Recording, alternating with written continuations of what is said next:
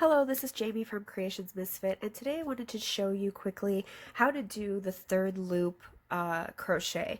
And it's different than the front or back loop crochet, but it's very easy, and this pattern that I was working on called for it, so I thought while I was doing this I would just show you quickly how to find the third loop. And what the third loop does is it kind of gives sometimes it's called like a knit stitch also because it makes things look knitted. It pushes out, like if you look here, you'll see each stitch around that looks like the V up there. Like here's a V, here's a V, here's a V. It actually pushes those out so that that looks like the stitch.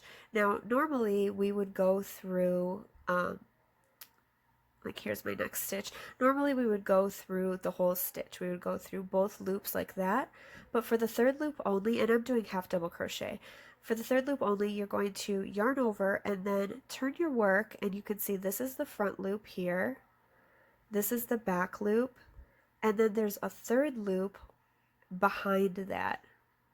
And if you look at it this way, it kind of looks like a V up there too.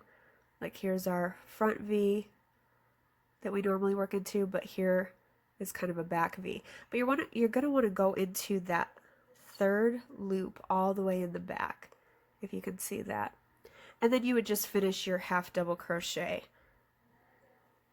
Sorry, this yarn is kind of, it comes apart, so hopefully you can see that. But you can see there, now it just pushes that stitch out to kind of look knitted. So again, here's where we would normally go through. Here's the front loop. Sometimes things call for a front loop only or a back loop only. There's the back loop. Hope you can see all this. And then if you turn your work, you'll see there's that third loop in the back. So that's where you want to pick up, and then you would just finish your half double crochet. Okay, again, and once you start working it, if you turn, they just kind of pop out a little bit better. So there's the third loop that we want to go into again. Yarn over and pull through all three. And then there's, again, third loop in the back. Maybe this wasn't the best yarn to do a tutorial with. It splits. But here you can see how this starts coming out and looking ribbed like that. So that's what the third loop does, or the knit stitch. So I hope this was helpful. If you have any questions, you can leave them in the comment section below, but please like the video, and if you'd like to subscribe, I do have a lot of stitch videos and tutorials, patterns, and things like that. I have more stuff coming too.